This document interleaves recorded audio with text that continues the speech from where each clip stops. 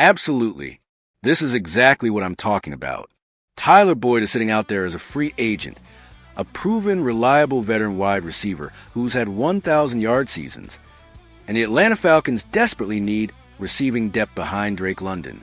This is a third obvious free agent signing we've talked about, and if Terry Fontenot doesn't make all three of these moves, Christian Wilkins, Shaq Mason, and Tyler Boyd, then he needs to be held accountable for organizational negligence. Let me break down why Tyler Boyd is so critical right now. Michael Penix Jr. is a rookie quarterback trying to establish himself in the NFL. He's facing enormous pressure because of the Kirk Cousins disaster. He's about to play on an international stage against a Colts defense that just added Sauce Gardner. And who are his receiving options behind Drake London? Darnell Mooney and Casey Washington, who have been inconsistent at best and invisible at worst. That's not a recipe for success. That's setting your young quarterback up to fail. And here's the beautiful part. Tyler Boyd solves this problem immediately. He's not some unproven prospect. He's not a developmental project. He's a 31-year-old veteran who knows how to get open, who knows how to run precise routes, who knows how to be a safety valve for a young quarterback. He's exactly the kind of reliable target that Penix needs to build confidence and avoid the kind of turnovers that can destroy a rookie's development. The article mentions that the Falcons missed out on Jacoby Myers at the trade deadline, and that's exactly right. They had opportunities to add receiving depth, and they didn't pull the trigger. But now they have a chance to partially redeem themselves by signing Boyd as a free agent. No draft picks required. No complicated trade negotiations. Just pick up the phone, make an offer, and add a proven veteran to your receiving core. How is this not already done? Let's talk about what Boyd actually brings beyond just statistics. Yes, he's had 1,000-yard seasons with the Bengals. Yes, he's been productive. But more importantly, he's played in big games. He's been to the playoffs. He's caught passes from Joe Burrow in high-pressure situations. That kind of experience is invaluable for a young quarterback who's still learning how to read defenses, how to manage the clock, how to execute in crucial moments. Boyd can be a mentor on the field, helping Penix understand what he's seeing and where to go with the football. And here's what makes this even more critical. Drake London is about to face Sauce Gardner in Berlin. We already talked about how that's a nightmare matchup for Atlanta. So if London is going to be neutralized for most of the game, where are the targets going to come from? Who's going to step up and make plays? Right now, the answer is nobody. But if you sign Tyler Boyd, suddenly you have a veteran who can work the middle of the field, who can get open on short and intermediate routes, who can give Penix a reliable option when his first read isn't there. The comparison to the other signings we've discussed is perfect. Christian Wilkins addresses the run defense. Shaq Mason protects the offensive line. Tyler Boyd adds receiving depth. These are three obvious needs, three available solutions, and three signings that would cost only money. No draft picks, no roster players, just financial investment. And if the Falcons are serious about competing, if they're serious about giving Penix the best chance to succeed, then all three of these moves need to happen immediately. Let me address the age concern, because I know someone's going to bring it up. Yes, Boyd is 31. Yes, he's not in his prime anymore. But you know what? The Falcons aren't asking him to be their number one receiver. They're asking him to be a reliable third option who can move the chains and provide veteran leadership. And based on everything we know about Boyd's career, he can absolutely still do that. He's not washed up, he's just experienced. And let's talk about the financial aspect, because this is where it gets really frustrating.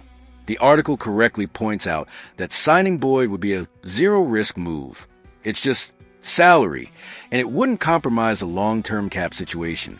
So even with the Kirk Cousins disaster hanging over them, even with cap concerns, the Falcons can afford to make this signing. There's literally no excuse not to do it. Here's what really drives me crazy about this situation. The pattern of inaction.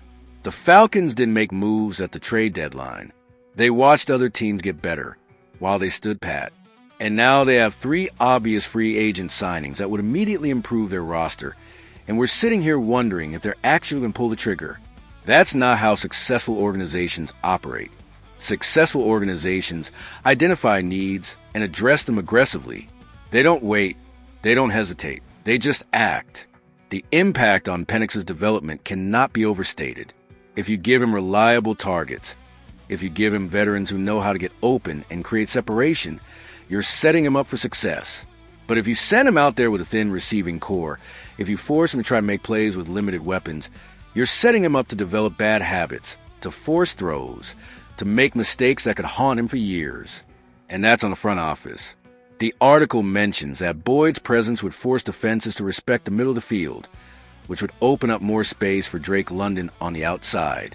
That's exactly right.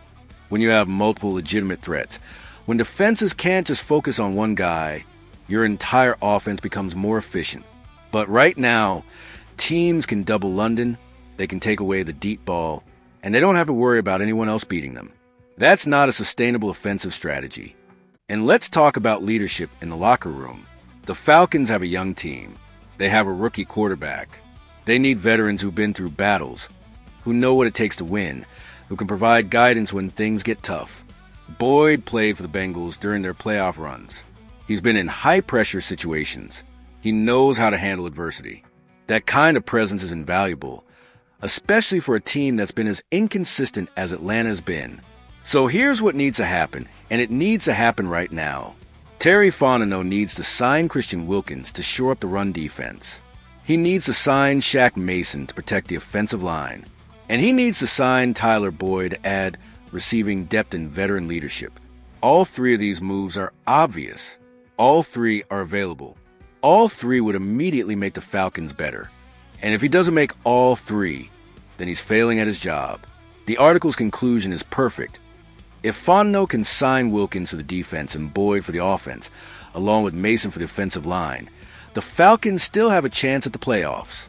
But if he doesn't, if he continues this pattern of inaction and hoping things work out, then this season is over. Because you can't compete in the NFL without addressing your obvious needs. And right now, the Falcons have 3 glaring holes and 3 perfect solutions sitting right in front of them. So here's my take, and I'm going to be as emphatic as possible. The Atlanta Falcons need to sign Christian Wilkins, Shaq Mason, and Tyler Boyd before they get on the plane to Berlin. These are 3 no-brainer moves that would transform this roster overnight. They address critical needs. They don't cost draft picks. They're exactly the kind of smart, practical signings that separate good organizations from mediocre ones. And if Terry Fontenot doesn't make all 3 of these moves, then he needs to explain to Falcons fans why he's letting obvious solutions walk away while the team struggles. What do you think? Should the Falcons go all in and sign all 3 of these veterans immediately? Or is there some reason these moves don't make sense that I'm missing? Drop your thoughts in the comment below. And make sure you're subscribed, because Sunday in Berlin is going to tell us everything we need to know about whether this front office is serious about competing or just going through the motions.